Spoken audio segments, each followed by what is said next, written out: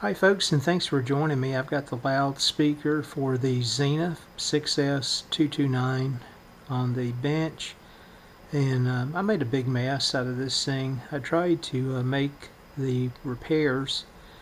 This thing had the cone ripped in about 3 or 4 different places in addition to the surround itself.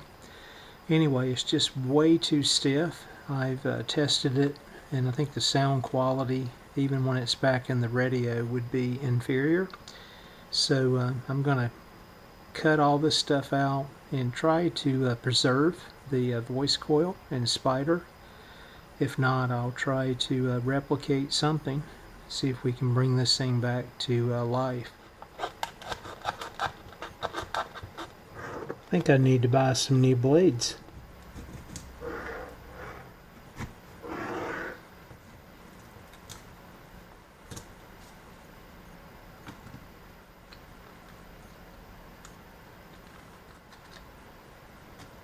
Let me go take the loudspeaker frame and turn it upside down as such and let this soak in some lacquer thinner.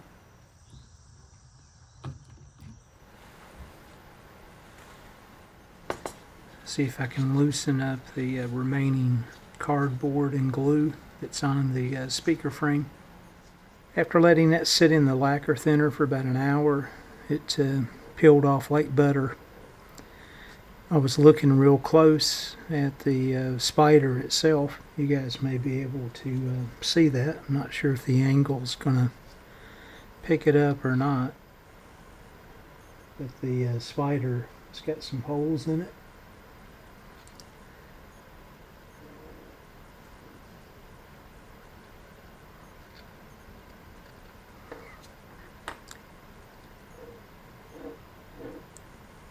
Let me look at it closer and just see how many locations I might be able to actually repair the spider.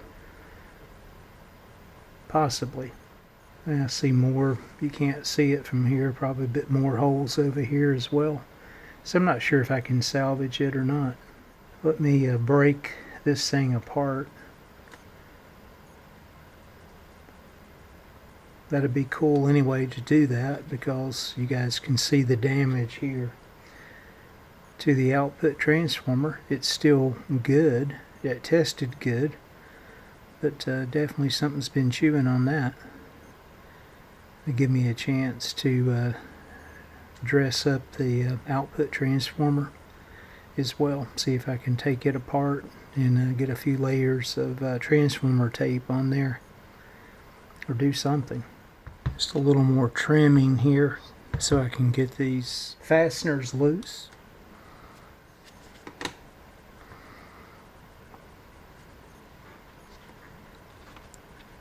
That should give me access here.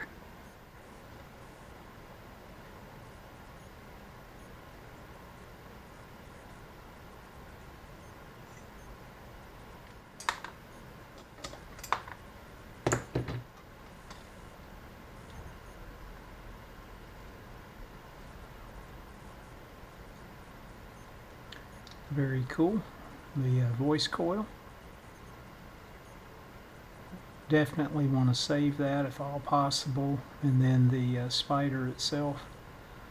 A few very small holes. Maybe I can repair that. Not sure. The thing may be dry rotted.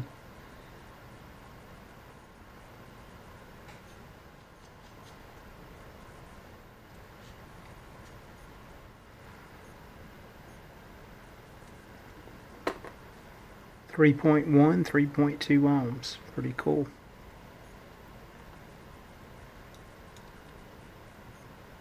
That's our output transformer primary. And the field coil just over 1,000 ohms. Or that's what I read before. Interesting, the schematic calls for, what, 1,500 or so? But when I look at this thing looks like a stamped 1070.